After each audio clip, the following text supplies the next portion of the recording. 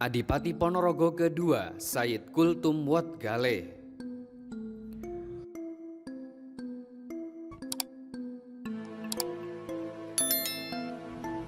Pangeran Panembahan Agung merupakan putra mantu pertama Raden Djoko Piturun dengan istrinya yang bernama Niken Gandini.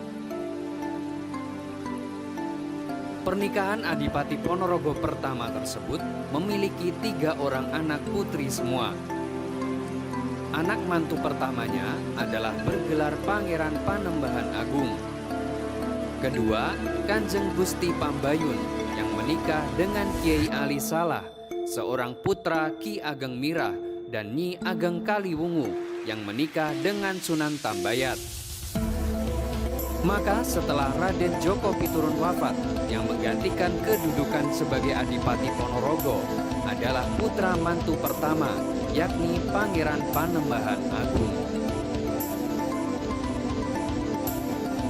Pangeran Panembahan Agung memiliki nama asli Said Kultum Wotgale, yang merupakan cikal bakal Wangsa Kajoran dan Wangsa Sawu. Alif Sugianto, sejarawan Ponorogo, mengatakan masa pemerintahan Pangeran Panembahan Agung ini hidup pada era penjajahan Portugis tahun 1511. Hal ini merujuk pada anak menantu Raden Djoko Piturun lainnya, yakni Sunan Pandanaharang II yang hidup sekitar tahun 1500-an. Pangeran Panembahan Agung selama memimpin Ponorogo dikenal sangat lemah. Sebagaimana pendapat sejarawan Purwowijoyo tahun 1985. Hal ini dikarenakan Pangeran Panembahan Agung kurang memperhatikan urusan kerajaan. Maka banyak para demang yang membangkang terhadap pemerintahannya.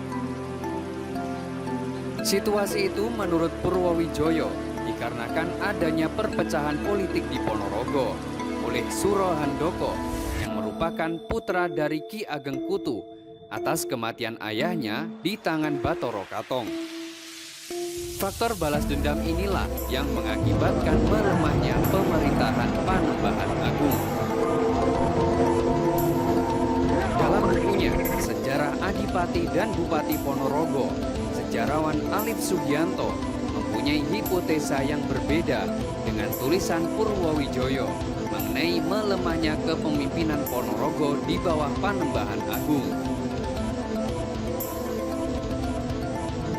Hipotesa yang pertama adalah mengenai teori sejarah masuknya Islam di Nusantara, selalu dengan damai melalui berbagai saluran seperti perdagangan dan pernikahan, sebagaimana banyak sejarawan yang mengemukakan seperti Buya Hamka, Profesor Drewes, Tom Spears, dan lain sebagainya. Sedangkan menurut Babat Ponorogo, kedatangan Islam di Ponorogo dengan peperangan antara Bathara Katong melawan Ki Ageng Kutu. Kedua, jika benar pendapat Purwowijoyo melalui peperangan, maka bisa dipastikan bahwa Bathara Katong belum menganut agama Islam.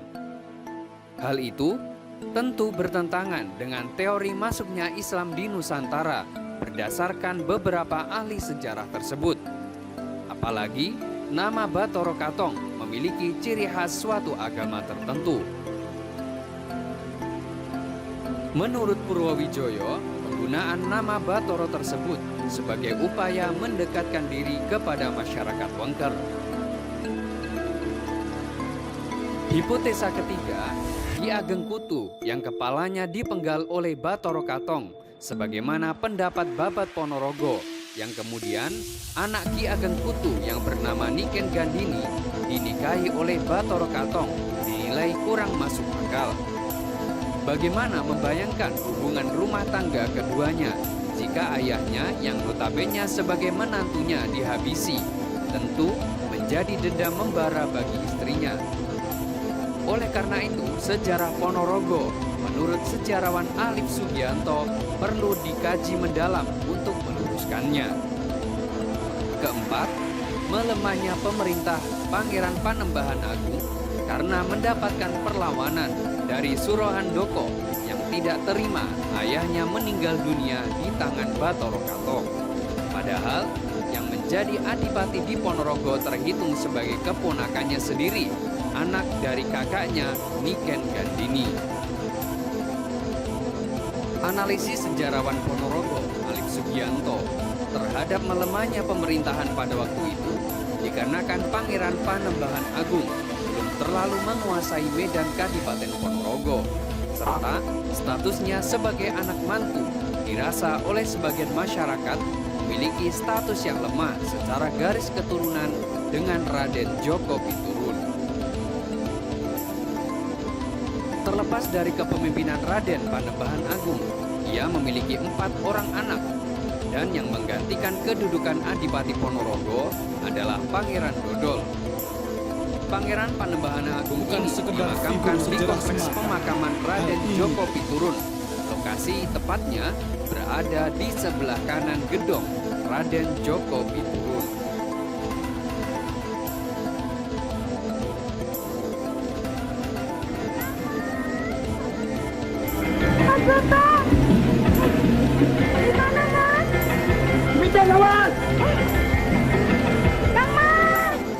Pada kepemimpinan Panembahan Agung ini juga menjadi cerita legenda Ponorogo mengenai kisah Suminten Edan yang jatuh cinta pada Raden Subiroto.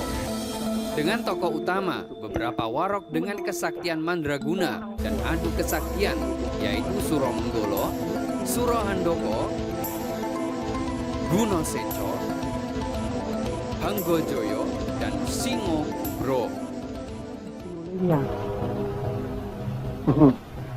Memang siasat Bathara Katong saat itu tidak membuat api dendamku musnah, malah makin menyala.